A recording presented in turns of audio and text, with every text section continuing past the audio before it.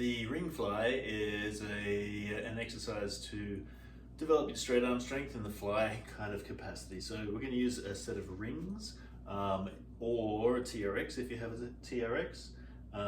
Alternately, you might need to do a dumbbell version, which I'll show you afterwards.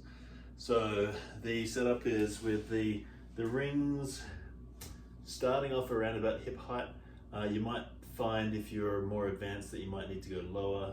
You can adjust your foot position, so the further forward you are, then the easier the exercise is going to be.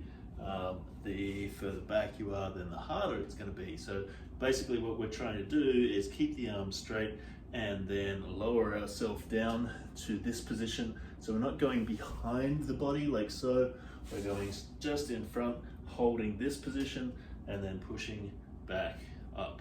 So again, it's straight arms, depress and protract, so pushing the shoulders forwards, and then in this position you'll feel the rotator cuff engaging just a little bit to stabilize and then pushing back up.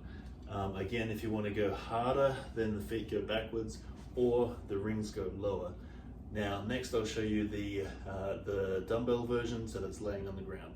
For the dumbbell version, then we're just going to be laying on the floor, exactly the same movement, but it's using dumbbells instead. So it looks like this. Laying on the floor, arms are out wide, and then engaging, so depressing the shoulders, protracting the shoulders, and then bringing the dumbbells up to almost touching, and then down low.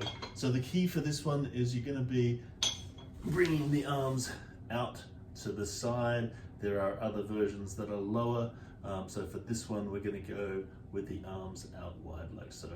That is your fly, either the ring version or the dumbbell version.